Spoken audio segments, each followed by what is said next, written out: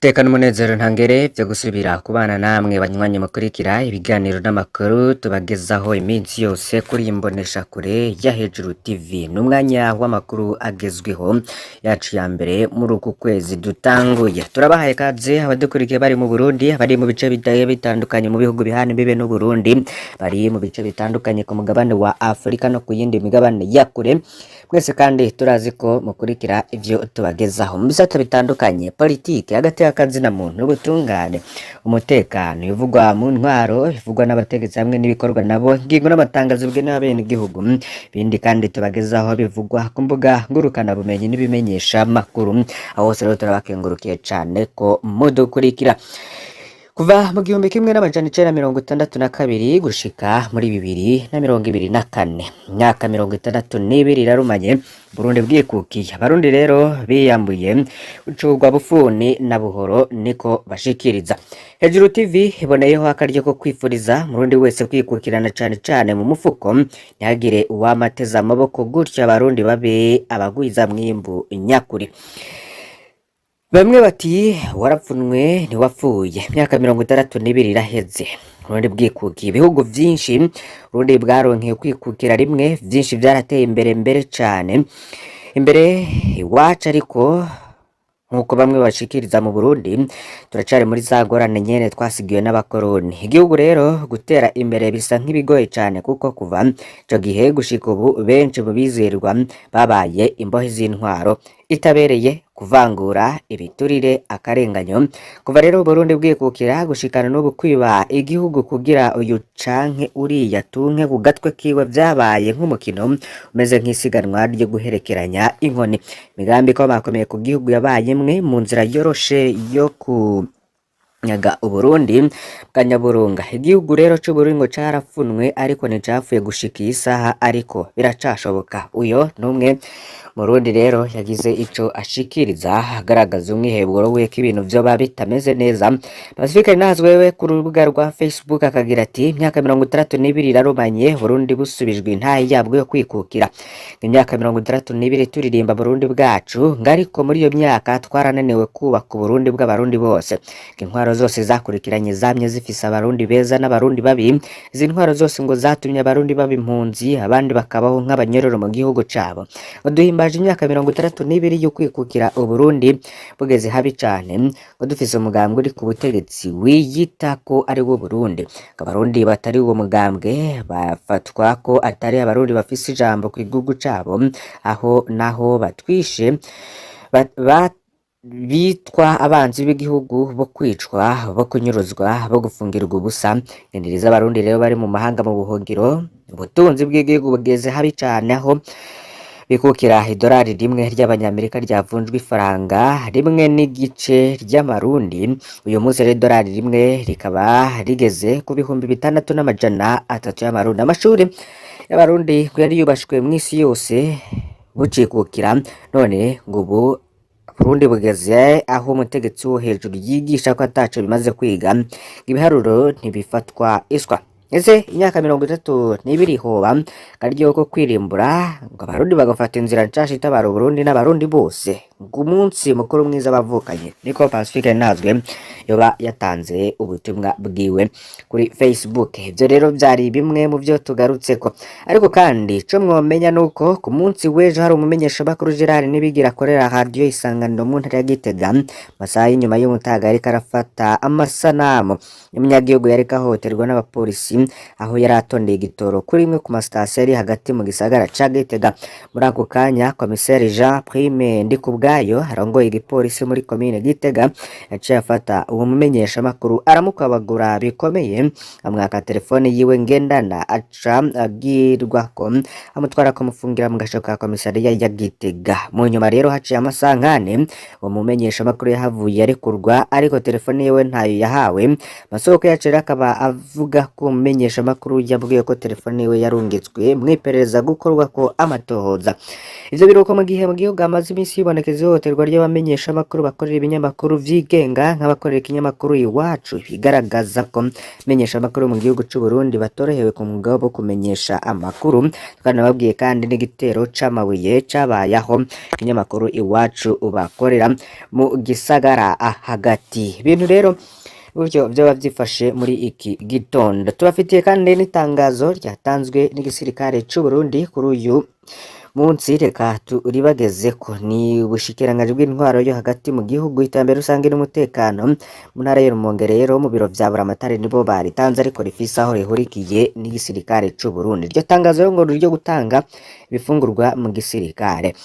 Wisunze itangazo ryo musirikare c'u Burundi, Buramatari w'intara ya Rumonge hari n'iteka ryo gutumira abantu bose ku giti cabo canke abantu bari mu mashirahamwe n'amakoperative bashobora kuzanira ibifungurwa igisirikare c'u Burundi kuza kwiyandikisha ku biro vy'intara ya Rumonge bitarenze kw'igenekerezo rya 2 Mukakaro 2024 igihe c'isaha 6 z'umurango. Nyuma yaho hakazoca haba amahiganwa mu bibanza bakazomenyeshwa ibifungurwa rero bikenewe n'ibiharage vyumye, umuceri, ifu y'ibigori, inyama, imbogaboga, harimwo rero ibitunguru bitukura, imbogaboga z'amababi. Abumvise rero itangazo bisabwe ko borimenyesha abarandi. Buramatari w'intara ya Rumonge niyo saba Leonard rero niwe yarisenyeko ndetse banaterako ni kidodo ca Rumonge. Makuru k'iwacu rero kimenyesha ko ku cicaro gikuru c'ikimenyesha makuru Iwacu hatewe amabuye manini kandi menshi, ariko abasanzwe bacungereye barihuse guhamagara abajejwe umutekano bashika vyihuse gutabara.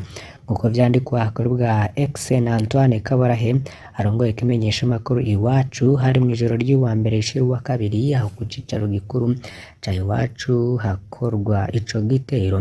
Matoza rero abandanya gukorwa kugira hamenyekane abakoze ico gitero, ariko bakavuga ko biteye amakenga amenshi. Mu minsi iheze niho humvikanye ikete CNC canke itangazo CNC ni urwego rujejwe kugenzura ibimenyesha makuru mu gihugu c'u Burundi.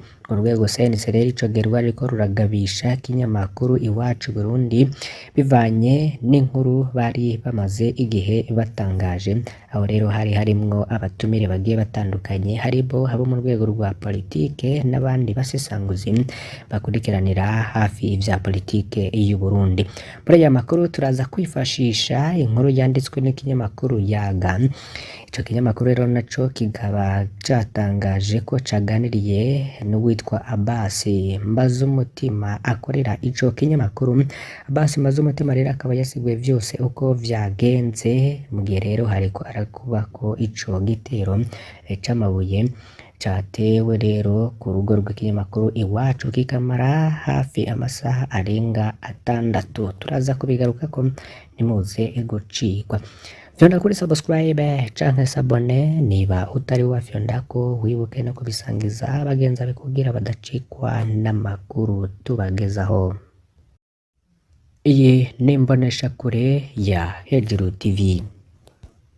Twababwiye ko hari igitero c'amabuye nk'uko binamenyeshwa kandi n'ico kinyamakuru ubwaco. Ni igitero c'amabuye rero cabaye ku kimenyesha makuru Iwacu hari mw'ijoro. Haraye rero hatewe amabuye menshi ku rugo ico kinyamakuru gikoreramwo. Bikaba vyabaye mw'ijoro rya itariki ya 24 buca ari itariki ya 25, ndetse ababikoze ntibaramenyekana nk'uko tubikesha abanyamakuru ba Iwacu. Ikinyamakuru Yaga rero kikaba caganiriye na Abbas Mbazumutima akorera ico kinyamakuru ca Iwacu, akaba yiganya agira ati vyatanguye nk'igihe c'isaha 1 z'ijoro, nari ndahari n'ubundi bumenyesha makuru umwe. Twagiye tubona umuvijire aza atubwira ngo hari uwo duteye ibuye, ubundi mugenzi we ngo ndabonye ikintu. Uwo Abbas Mbazumutima akaba yabandanije agira ati twaciye dutabaza abapolisi b'ababanye, tukiraho twagiye twumva irindi buye ku mabati abarabaye amabuye 4.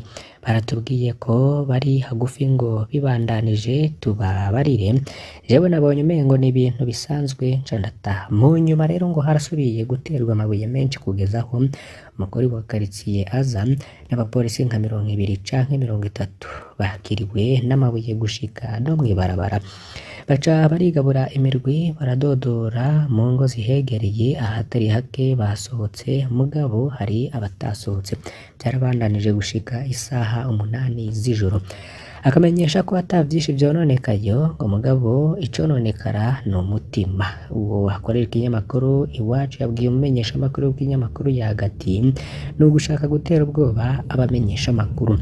Uwo Mbaza umutima akaba asanzwe yarigeze no gufungwa kera azira umwuga wo kumenyesha amakuru, yibutsa kandi ko mu ndwi 2 canke 3 zari ziheze akubaguwe n'abamenyesha amakuru 2 b'ikinyamakuru Iwacu, mugabo ngo ivyo ntibibaca intege kuko vyamyeho, ati maze gukubagurwa kenshi si jewe jenyene, si Iwacu gusa hari n'abandi benshi bamaze guterwa ubwoba.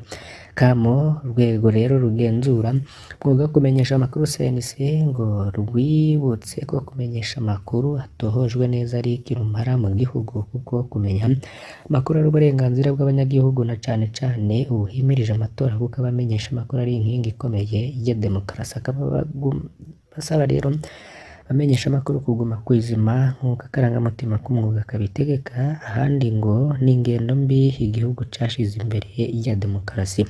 Ikinyamakuru rero Iwacu kikaba mu minsi iheze cariyamirije ikubagurwa ry'umumenyesha amakuru wacu Jean Noel Manirakiza. Ico gihe rero casavye ko asubizwa ibikoresho vyiwe vy'akazi.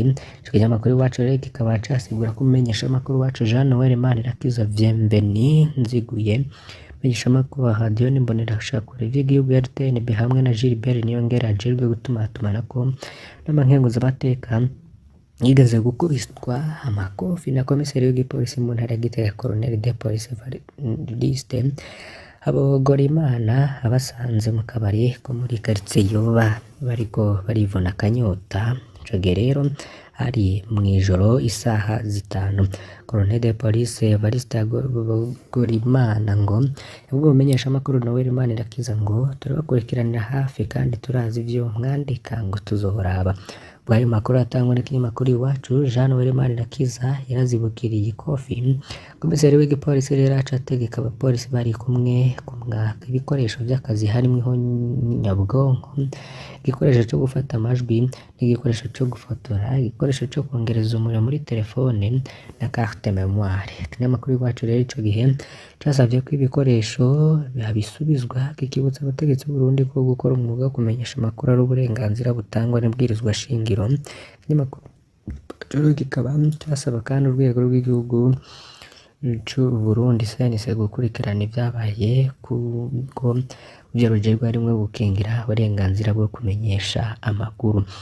Gusa rero mu nyuma rero niho hagaragaye inkuru y'uko ikinyamakuru Iwacu cagabishijwe n'urwego CNC cariko kiraririra.